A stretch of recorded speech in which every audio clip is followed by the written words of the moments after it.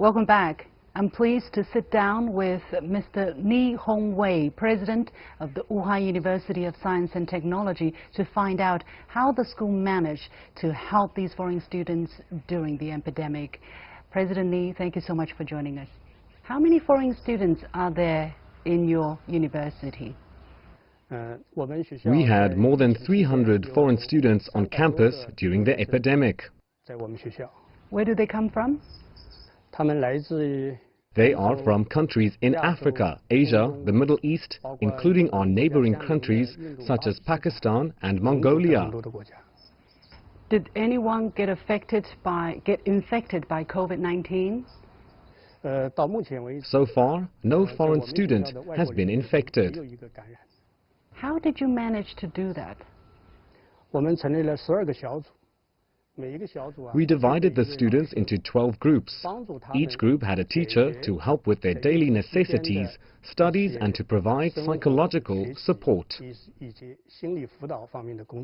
So what kind of help do they give to these students, for example? For example, the biggest challenge during the outbreak was protecting their health. Secondly, there was the need to meet their basic daily needs. It was important to guarantee these needs. In the past, foreign students went shopping in the supermarkets. The risk of infection rose as the outbreak developed. So we had the group of teachers and volunteers help them. Of course, they also helped the Chinese students too. So you would buy stuff and bring it to them in their dormitory? Yes, they took orders from the students. Teachers went and did the purchase based on their students' needs. The logistics department then delivered the supplies to their dormitory. How did you protect their health? What was the measure to protect them from the virus?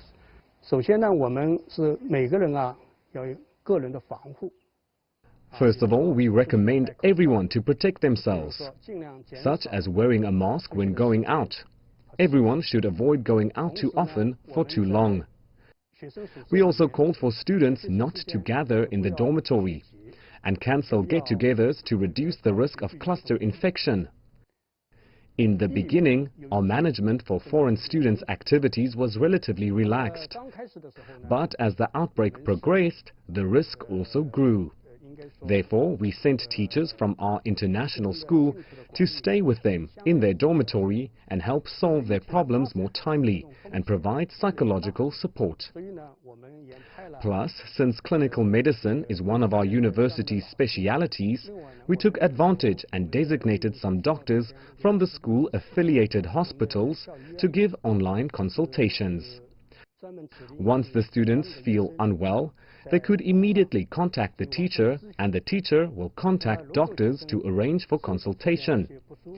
In case there were any emergency, the students could have immediate access to treatment in hospitals.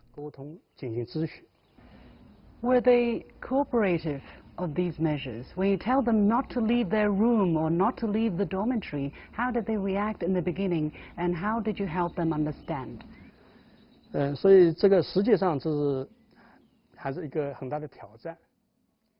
That was a real challenge.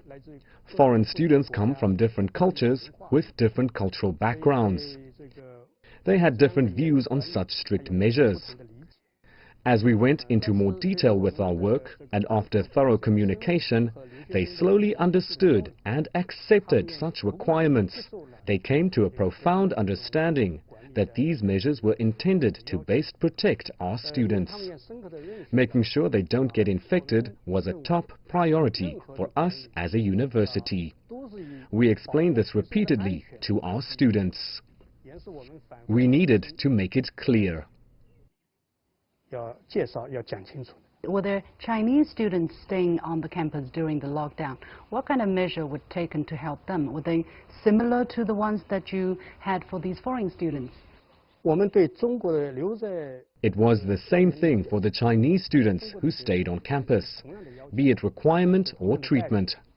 So if a Chinese student would be sick, this student would also have access to treatment, to consultation. 是的，一样的。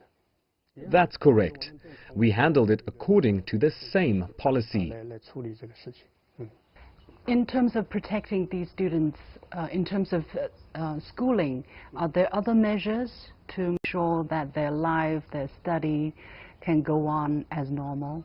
我们呢，从2月份开始。 Since February, the whole university resumed class by going online. And the foreign students' learning has been following the same schedule. 教学工作沿和学校的其他的学生一样，在同步的进行。 How did you do it specifically? 国际留学生已经提供了40门。 We have arranged 40 online courses for foreign students, and Chinese teachers tried their best to help foreign students keep up with their study. For example, the online education platform was in Mandarin, as it was newly launched. There was no English user guide. Our teachers expediently produced a guideline in English to make sure foreign students could also use the platform. The foreign students during the epidemic might have greater need for information about the situation. How did you help them understand the situation better in a timely manner? 在武汉科技大学的这个国际的留学生啊。 At our university, foreign students take some basic Mandarin lessons, so they are able to read government notices and media reports. Teachers from the international school organized activities and invited foreign students to join. There was one called Against the Epidemic. We are in action. Many foreign students joined that activity. 抗击疫情，我们在行动。 In what kind of action? What kind of action? How did you do it? 通过这个 They told stories about Wuhan through art, like poetry and videos, etc. We received around 20 pieces from foreign students. They illustrated life in Wuhan during the epidemic, including the lives of foreign students. 包括我们国际留学生的生活学习的状态。 But I also remember, I also saw a letter of appreciation from a student to the school. Have you seen that letter in English? 我知道有个学生写了一封感谢信。 I know this letter from that student. The letter expressed gratitude to the university as well as the government for their care and support. As a university, we want to build good character in our students. We want students to understand society and the world in a proper way. In that sense, we try to educate our students to be caring, whether they are Chinese or non-Chinese. They also need to know that sometimes people must fight against adversities to be in control of their own fate. I can feel our foreign students starting to change. As the pandemic has shown, the world is indeed a shared community. I remember at the very beginning of the outbreak in Wuhan, with the situation deteriorating, many foreign students went back to their own countries.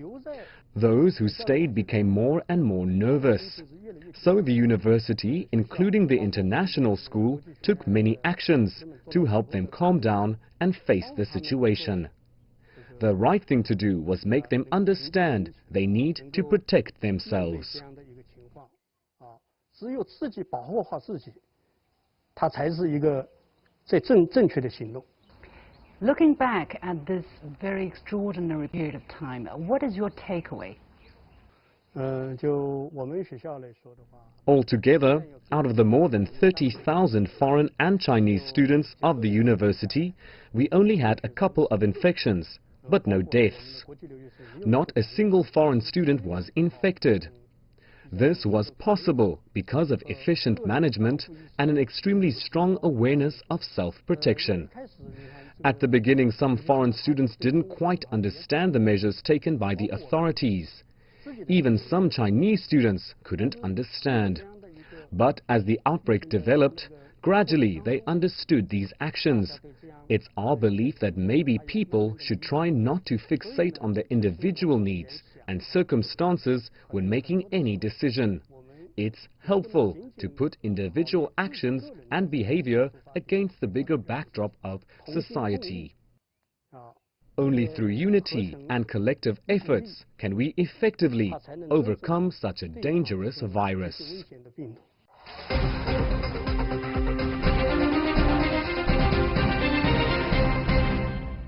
That's it for this special edition of The Point with me, Liu Xin, coming to you from Wuhan. Thanks for watching. You've got the point. 不想因为现实把头低下，我以为我并不差，你学会虚假。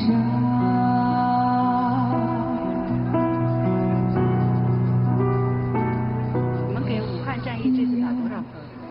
打多少分呢？打个85分吧。为什么？因为武汉也尽力了，外面很多就是这个医护人都来了。你60分。为什么？因为有的人呢不自觉嘛，那戴口罩都不戴。不说195也可以啊，没发现什么疫情呐，没有什么传染呐。好，可以100分。我在这是几个月都没有回去，一直搞销售。80分吧。政府组织呀，后期的组织呀，1月份不好，但是后来动员起来之后就效率很高呀。然后民众之间比较配合呀，比较能够理解这些政策呀什么的。110，一开始很恐慌，后来就是很安定、很稳定在家里，按照政府的指定要求去做就行了。